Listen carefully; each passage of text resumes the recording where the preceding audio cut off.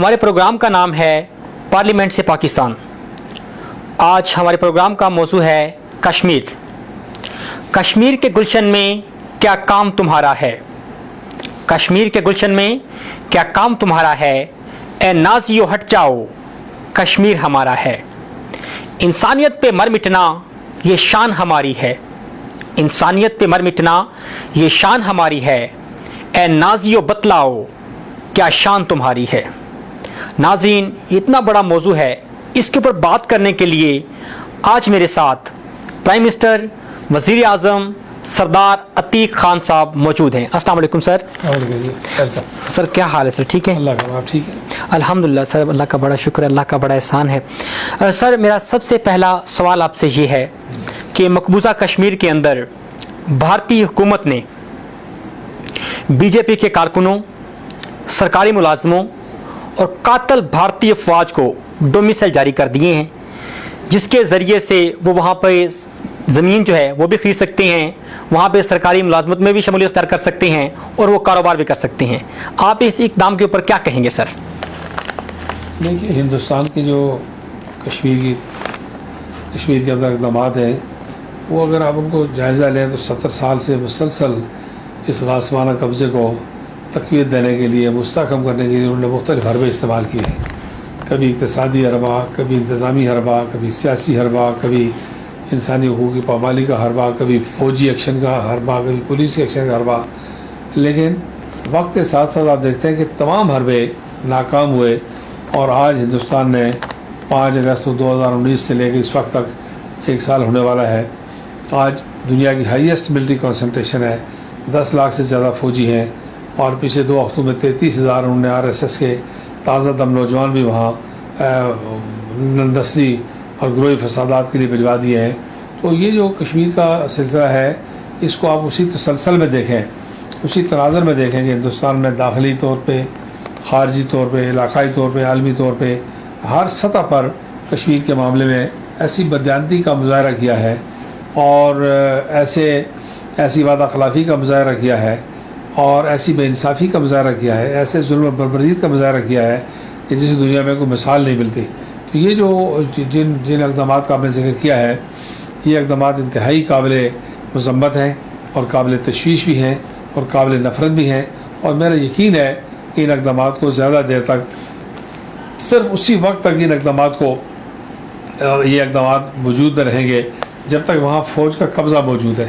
جس وقت فوج کا قبضہ کم ہوگا، ہٹے گا، ظاہر ہے کہ اب چین کے ساتھ ایک مارچ کھل گیا ہے، اور ہندوستان کے ساتھ بہت ساری تحریکیں چل رہی ہیں، ساری فوج یہاں نہیں رکھی جا سکتی۔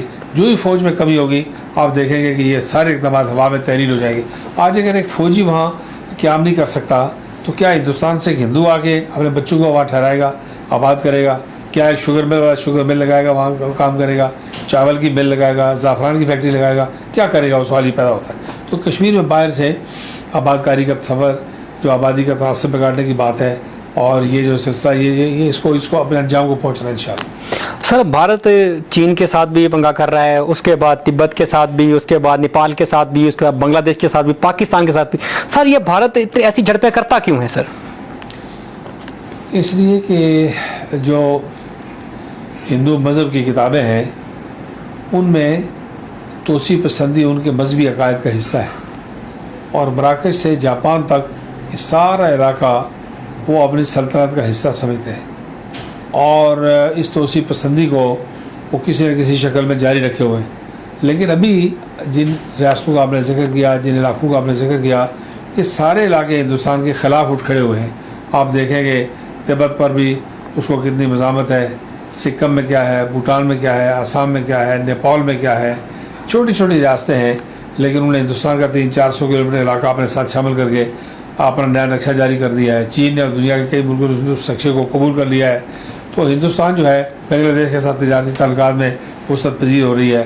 افغانستان سے ہندوستان جو ہے باہر ہو گیا ہے مذاکرات میں اور سارے عمل دخل میں۔ تو یہ جو صورتحال ہے، ہندوستان اپنی غلط پالیسیوں کی وجہ سے توسیع پسندی کے بجائے سکڑتا جا رہا ہے، اور یہ آنے والا وقت اس کے لیے مزید مشکلات سے دوچار کرے گا اسے۔ سر میرا اگلا سوال آپ سے یہ ہے کہ بھارت انٹرنیشنل لیول پہ یہ دعویٰ کرتا ہے کہ وہ دنیا کی سب سے بڑی ڈیموکریسی ہے، ٹھیک ہے، تو جمہوریت کا مطلب تو یہ ہے کہ ہر بندے کو اس کے اظہار رائے کی آزادی دی جائے، لیکن اتنے عرصے سے اس نے مقبوضہ کشمیر کے اندر میڈیا کا لاک ڈاؤن کیا ہوا ہے، اس کے اوپر سر آپ کیا کہیں گے؟ کیا وہ اس وقت جو ہے بھارت جو ہے وہ ڈیموکریٹک کنٹری ہے یا کہ پھر وہ نازیزم کو فروغ دے رہا ہے سر؟ دیکھیے ایسے ہے کہ ہندوستان میں کبھی بھی سیکولر انڈیا دنیا کو دکھانے کے لیے ہے، لیکن اگر آپ دیکھیں تو ہندوستان میں کوئی اقلیت محفوظ نہیں ہے۔ سیکولر انڈیا کا مطلب یہ ہونا چاہیے کہ ہندوستان کے اندر اقلیتیں محفوظ ہوں، جس طرح پاکستان میں ہے، باقی دنیا میں ہے، یورپ میں ہے، عالمی سطح پر موجود ہے، بین الاقوامی سطح پر موجود ہے۔ ہندوستان واحد ملک ایسا ہے، خاص طور پر بطور خاص اس خطے میں، جس میں کوئی اقلیت محفوظ نہیں ہے، اس لیے اس کا ڈیموکریٹک ہونا یا سیکولر ہونا یہ بالکل خارج از امکان ہو چکا ہے بی جے پی کے آنے کے بعد۔ سر کیا بھارت اقوام متحدہ کی قراردادوں اور چوتھے جنیوا کنونشن کی خلاف ورزی نہیں کر رہا مقبوضہ کشمیر کے اندر؟ جی، ہندوستان مسلسل خلاف ورزیاں کر رہا ہے، اور ہندوستان پے در پہ خلاف ورزیاں کر رہا ہے، اور ہندوستان خلاف ورزیوں کا مرتکب ہو رہا ہے۔ ایک طرف سے اس کی خواہش ہے کہ وہ سیکورٹی کونسل کا ممبر بنے، اور دوسری طرف اسی ادارے کے میں کیے ہوئے جتنے وعدے بعید ہیں ان سب کی خلاف ورزی کر رہا ہے، مسلسل خلاف ورزیاں کرتا چلا رہا ہے۔ یہ خلاف ورزیاں داخلی طور پر بھی ہیں، علاقائی طور پر بھی ہیں، اور بین الاقوامی طور پر بھی ہیں۔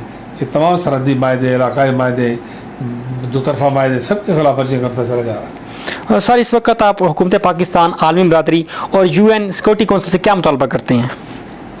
دو مثال کے حوالے سے جو ہندوستان نے پاکستان سے تو میرا مطالبہ یہ ہے کہ حکومت پاکستان اس مقدمے کی فریق بھی ہے اور اس میں شریک بھی ہے، اس لیے کہ ہندوستان کی دعوت پر، ہندوستان کی تحریک پر اقوام متحدہ کی قراردادوں کے نتیجے میں پاکستان کو فریق بنایا گیا۔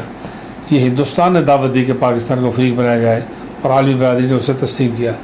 اس اعتبار سے بھی، جغرافیائی اعتبار سے بھی، دفاعی اعتبار سے، معاشی اعتبار سے، مسلم کانفرنس کی قرارداد علاقے پاکستان کے اعتبار سے، تقسیم ہند کے اصولوں کے اعتبار سے، پاکستان کے دفاع اور معیشت کے اعتبار سے پاکستان ایک فریق ہے۔ اس کا اپنا ایک رول ہے حکومت پاکستان کا۔ پاکستان کا رول اور بات ہے، مملکت پاکستان کا رول جو ہے، اور افواج پاکستان کا رول اور بات ہے۔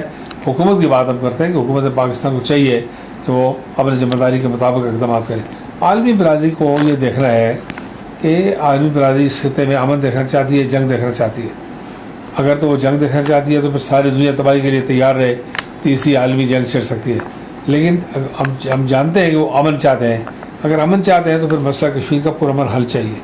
مسئلہ کشمیر کا پرامن حل اگر نہیں ہوگا تو آج آپ دیکھتے ہیں کہ پاکستان اور ہندوستان کے بجائے آپ دیکھتے ہیں کہ کشمیر کے اندر چین اور ہندوستان آمنے سامنے ہو گئے ہیں، تو گویا کہ دائرہ اس کا پھیلتا جا رہا ہے، بہت تیزی کے ساتھ یہ دائرہ پھیل گیا ہے۔ اس کو ٹھیک کرنے کی ضرورت ہے۔ ٹھیک ہے سر، تھینک یو ناظرین، مجھے اور